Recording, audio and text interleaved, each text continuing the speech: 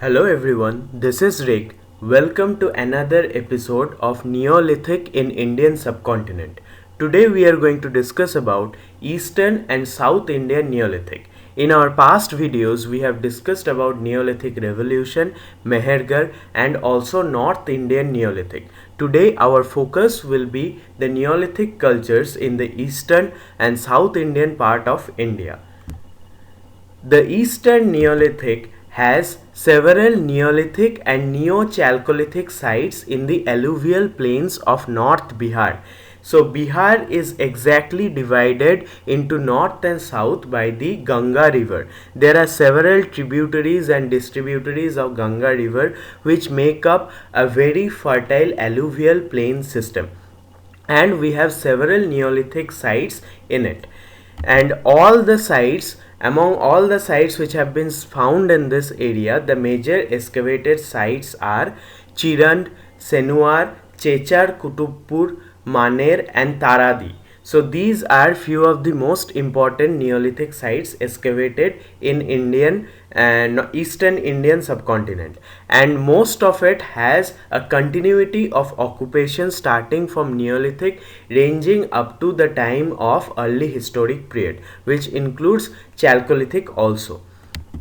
The dates of all these Neolithic sites range from 3rd to 2nd millennium BC. It is located on the banks of streams. Hence, these were contemporary, almost very much contemporary to the Harappan civilization which was existing in the northwestern part of Indian subcontinent. Now, Harappan was Chalcolithic and Eastern Indian cultures at that same time were Neolithic. So that is one feature of Indian subcontinent prehistoric cultures, that different kinds of cultures existed at the same period of time, varying on regions. So, going into details about Eastern Neolithic, the first site we will discuss is Chirand. This is located in the Saran district of Bihar. It has a 1 kilometer long mound situated in the confluence of Sarayu and Ganga river. So this is one of the biggest site on the aspect of the area of the mound. 1 kilometer long mound is there, which when excavated gave a lot of Neolithic evidences. We got stone cells, hammer stones made of quartzite, basalt and granite. So quartzite, basalt and granite artifacts have been found in the site of Chirand, and the artifacts where the tools were stone cells and stone hammer. Bone ornaments were also found in this site, and the bone ornaments ranges from pendants to bangles, earrings, disc and also combs. So this is one of the most important feature, that for the first time in Eastern Neolithic we find existence of bone ornaments. Pottery included red, grey and black wares. So these are very basic kinds of pottery which were found in Chirand. Red, grey and black wares are the basic kind of potteries. They were mostly handmade. So in Chirand we find mostly handmade potteries, including a variety of red, grey and black wares. Even though wheel made pottery was existing, but it had just started. So pottery was predominantly handmade in Chirand. The terracotta figurines included humped bull, snakes and birds. Terracotta means burnt clay figures. So all these burnt clay figures had an interesting presence in Chirand, which included humped bull, snakes and birds. Now humped bull is also found in Harappan civilization, so there may have been a case of relationship between Chirand and Harappan cultures. Snakes is very interesting because for the first time in Indian subcontinent we find existence of artifacts relating to snakes. Snakes, because of some uncertain reason, were not depicted in any of the paintings and artifacts of India, but in Chirand for the first time we find existence of some art form relating with snake. Next up, we have wattle and dwarf houses with ramped floors. Wattle and dwarf houses means they were not made up of clay bricks, or they were not any sort of rigid, sturdy and permanent structure. And ramped floor means floors which were made plain by beating it with pressure. So wattle and dwarf houses with ramped floors were common in Chiran. Plant remains mainly include wheat, barley and lentils. Rice in the eastern India is still now the predominant crop, and it has been predominant since the time of Neolithic ages only. So for the first time in eastern India we find existence of rice, wheat, barley and lentils. Lots of bones of animals and birds signifies that even though the Neolithic people had already learned farming, but still hunting was also prevalent. Now when you find a Neolithic culture, in the beginning only you don't find people using farming as a mode of subsistence. Farming was a part of subsistence, but hunting was also dominant during those periods. Chirand has a Chalcolithic occupation as well. So as we have discussed, all the sites in Ganga Valley, all the Neolithic sites in Ganga Valley had a Chalcolithic occupation also, and few of the Neolithic sites continued their settlements up to early historic period. Now, Chechar Kutubpur is another most important site in Bihar. Why is this important? This is located in the banks of Ganga, and it is important because we find toy artifacts from Chechar Kutubpur site. Three phases of Neolithic occupation are distinguished based on the types of pottery available. So the distinguishes between the sub phases of Neolithic period have been made based on the pottery types available on the site. Wattle and dwarf houses with mud floors. So in Chirand we got wattle and dwarf houses with ramped floors. Here in Chechar Kutubpur, the houses were made up of wattle and dwarf technology, and the floors were made up of mud only, not ramped floors.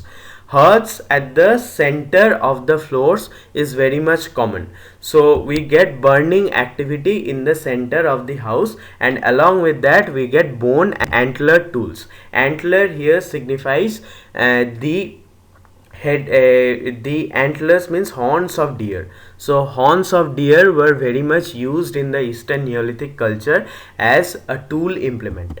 Now Senuar is another most important site of eastern Neolithic. It is located on the banks of Kudra river at the foot of Kaimur range in Rohtas district. So Kudra river is a tributary of Ganga, and it is in the foot of Kaimur range in the Rohtas district. Three kinds of pottery are available here. The first kind is red ware, which means the pottery will be reddish in color, the ware will be reddish in color. Then we have got burnished red ware, which means there will be a glossy covering over the red ware, and burnished grey ware. Grey ware means the burning will be done with the technology of reduction, and a glossy covering will be applied over it. Most of the pottery was wheel made, so unlike Chirand, we get mostly wheel made pottery here. So this signifies that Senuar came much later than Chirand. So in every Neolithic culture, the first kind of pottery is always handmade, but in Senuar we get directly wheel made pottery from the first period only. Hence this was much later than the contemporary site of Chirand. Microliths and beads of semi-precious stones were found all around the site. So microliths appeared in the Mesolithic age and continued up to Neolithic age, and microliths, beads of semi-precious stones, were found in Senuar. Domesticated animals here include cattle, buffalo, sheep, goat, pig, cat and dog. So these animals were used for different purposes. Some of them were used for consumption, some of them were used as pet, and some were also functioning as trackers for hunting. They used to find out the components of hunting, what people will hunt. So, wild animals which were hunted included nilgai, antelope, and cheetal. These were few of the famous wild animals. Mostly they belonged to the family of deer. So, these various kinds of deers began to be hunted in Senua. The carbonized grains show that people grew crops 2 times in a year. So grains, when preserved for a long period of time, become carbonized or fossilized. So these grains, when analyzed, showed that people grew 2 crops in a single year. So there must have been great irrigational facilities also, along with matured farming. Houses were made up of rammed earth mixed with kankar and potsherds. Kankar are very small sized pebbles.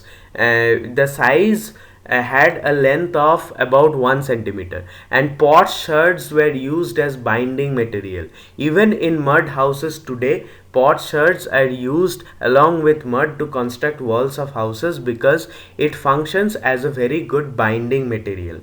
So houses were made up of well rammed earth, means pressure was applied in the earth of the houses and it was mixed with kankar and potsherds for proper binding. Houses had post hole. Post holes means there was evidence of a superstructure above the ground.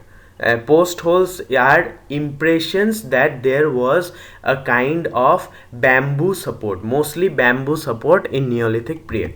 19 small copper objects have been found in the later part of Senua Neolithic, which provides evidence of the fact that they had a connection with the Chalcolithic culture, and later on the Neolithic culture of Senua also developed into Chalcolithic. Hence there was continuity of occupation. Lots of cultural similarities have been found between Senua and Chirant.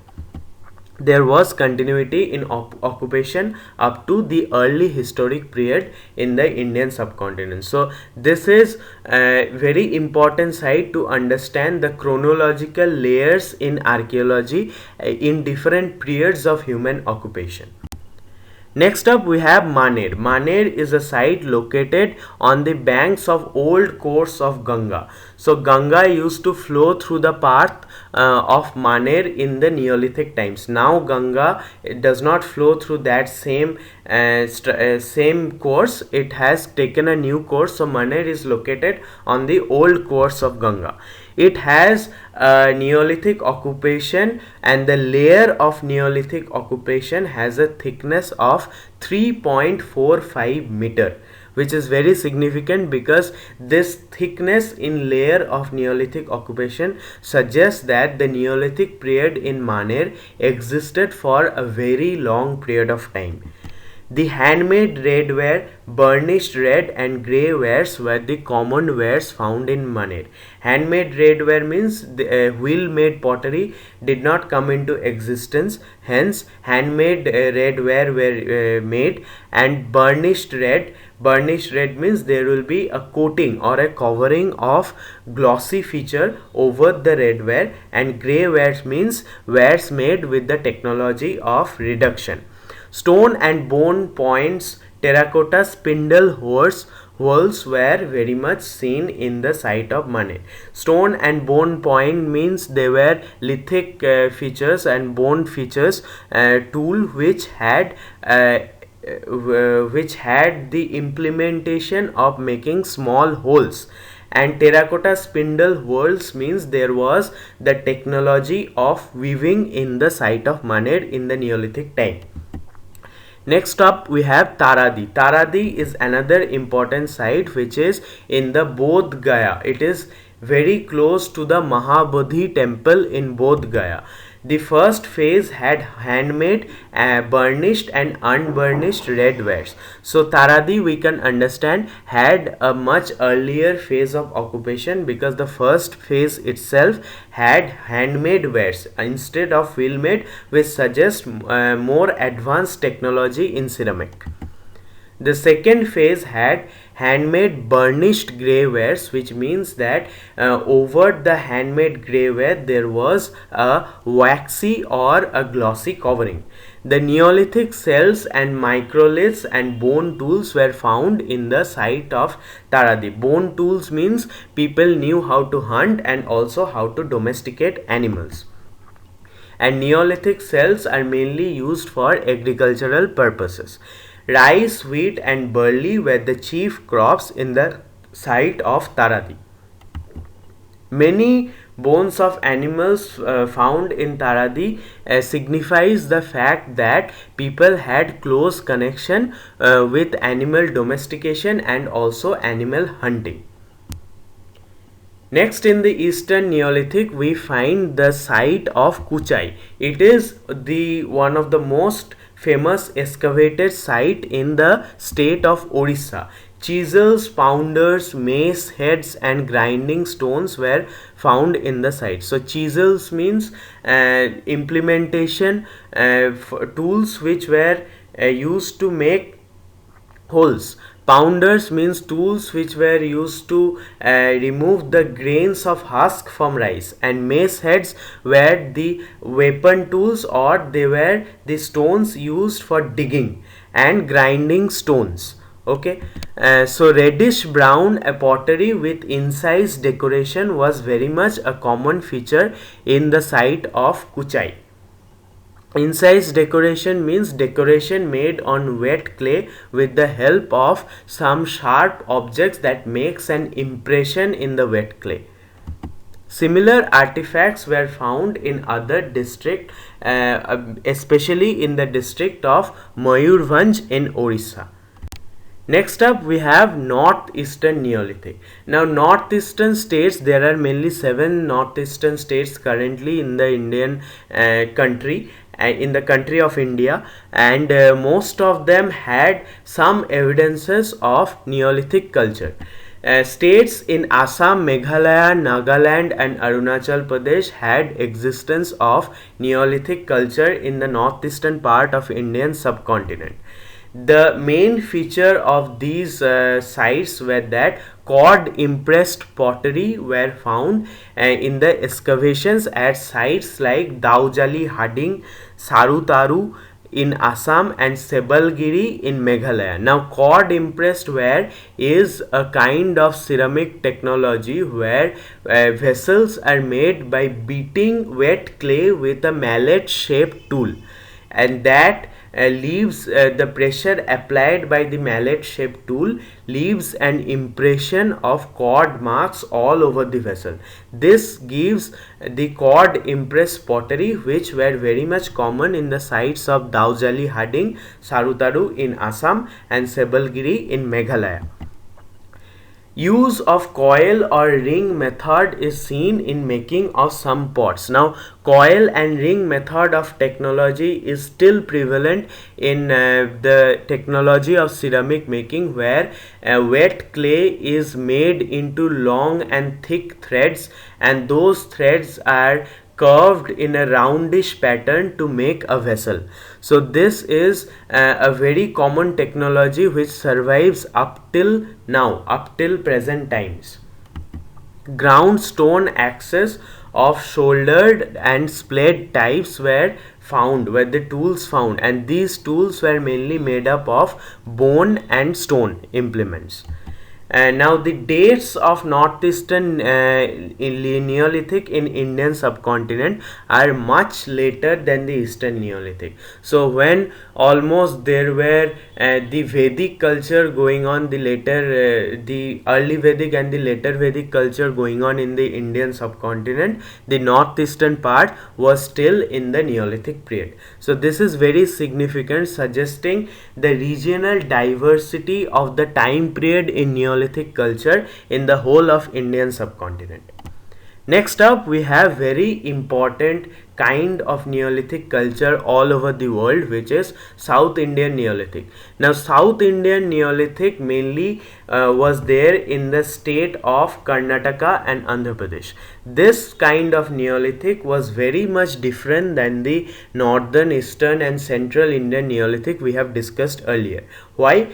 Because of the geographical differences. Semi-arid environment was there, marked by low rainfall. So in Gangetic plains we have found there is plenty of rainfall, and the environment is very much alluvial. The soil is very much alluvial, but here there was low rainfall and semi-arid environment.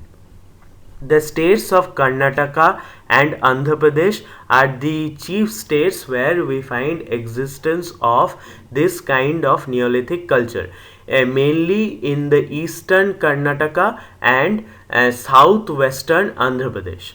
Here you can see in the map different sites are given where we find existence of South Indian Neolithic cultures. On the flat top slopes and foot of granitic hills, but some are also found on alluvial banks of rivers. So on the flat tops of granitic hills, hills made up of mainly granite rocks, had a flat top, and in those flat topped areas there was existence of Neolithic sites. And also we find several other Neolithic sites on the banks of rivers like Godavari, Krishna, Penneru, Tungabhadra and Kaveri. So these are very famous and important South Indian rivers, and from the existence of Neolithic sites on the banks of this river, we come to the conclusion that these rivers were also as much important as today during the Neolithic times. Tekkalakotta, Brahmagiri, Hallur, Nagarjuna Konda, Ramapuram are among the most important Neolithic sites in South Indian Neolithic, and all of them are located on the junction of Karnataka and Andhra Pradesh, the modern states of Karnataka and Andhra Pradesh. Next up we have ash mounds. Now ash mounds are the chief and the most distinguishable feature of South Indian Neolithic. Why? Because this is a kind of culture which has not been found in any other parts of the world. Heaps of ash produced by regular burning of cow dung. So cow dung used to be accumulated in a place and it used to be burnt, and after some time over it again one heap of cow dung was accumulated and it was burnt. This made it possible for ash mounds to exist. When ashes are deposited in a single place because of regular burning, then it forms into a mound, and we find existence of ash mounds in South Indian Neolithic. And this evidence of role of cattle pastoralism in the economy. So thus we come to know that there was huge dependence and significance in the cattle pastoralism in the economy of South India. Even today cattle are most important pastoralist activity in the whole of Indian subcontinent, and it started right from the time of Neolithic age. It is believed that dung from the cattle pens was allowed to accumulate, and periodically they were burned because of some ceremonial activities, and this activity is still done in South India. Hence ethnographic study had concluded that this happened because of a ceremony. Probably there was some ritualistic belief which led people to accumulate the cow dungs from the cattle pens in a single place and burn it.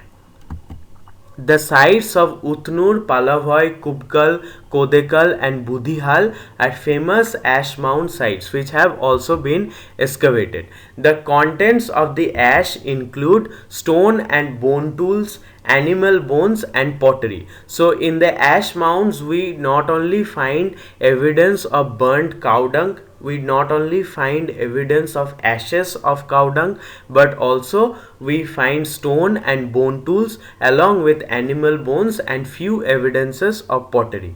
So we come to the conclusion that it was not only cow dung which was burned, but along with cow dung we find burning of animal bones and pottery also. At Utnur and Budhyal, hoof impressions of cattle have been found. So when you walk on the ash mound, you will have stamp of your feet gathered there. So at Utnur you have fossilized marks of hoof impressions of cattle in the ash mound itself. Budihal has also produced an evidence of a butchering floor. It is a platform where animals were butchered. So this is very significant in South Indian Neolithic, and so it is also significant and unique culture in all over the world. Nowhere in Neolithic culture we find existence of ash mounds or regular burning of cow dungs.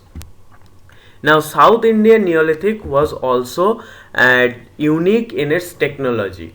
Ground stone tools like axes, edges, and wedges, and chisels of microliths and stone blades were found. So, the Neolithic age culture had a typical feature of making of stone tools using polishing and grinding technology. Now that technology was not so much prevalent in South India.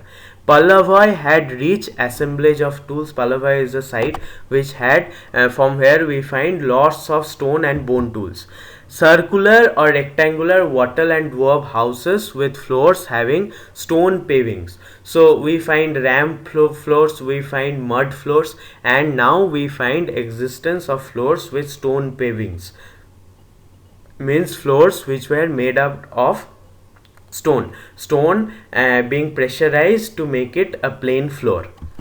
The dead, both children and adults, were buried in double or multiple clay urns. So urns were huge pot-like vessels with horizontal length shortened and vertical length increased.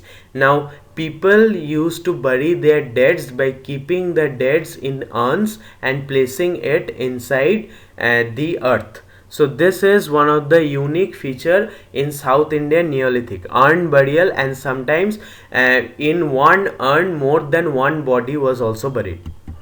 Now what was the economy of South Indian Neolithic? The cattle played predominant role in the economy, as we can understand from the bone refuse and also from the different sites of ash mounds present in the area.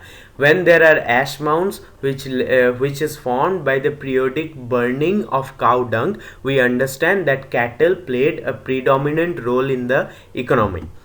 The vegetation of the Neolithic landscape is characterized by scrub woodland, savanna woodland, and thorny thickets, which suggests that the plains or the Neolithic settlements in South India did not have so much access to water, hence they had an arid and rocky landform.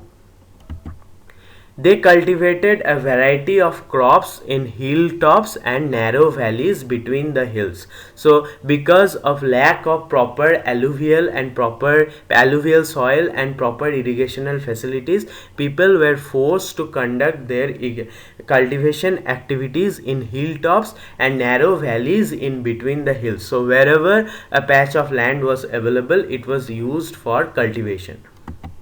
Main crops which were cultivated are millets, pulses, and legumes. So unlike in the north of India, where we find existence of main crops like rice, wheat, and lentil, pea, all these things, we find a different variety of crops, that is millet, pulses, and legumes. Now it is to be kept in mind that North India had did not have arid condition and did not have rocky landform. There was plenty of water available which suited the rice and wheat cultivation, but similar things did not happen in South India. Hence people were forced to cultivate crops like millets, pulses, and legumes which required much less water than rice and wheat. So that was all about South Indian Neolithic, and with that we conclude the Neolithic phase in India. Now, with the end of Neolithic phase, we find it relevant to discuss and go forward into the Chalcolithic culture. Introductory phase of the Chalcolithic culture will be conducted in our next videos, and also we will recapitulate about what kind of things we have learned in the Neolithic phases of Indian subcontinent. Thank you for listening to me so patiently, and with your support I hope to bring wonderful and more detailed content in future. Thank you so much.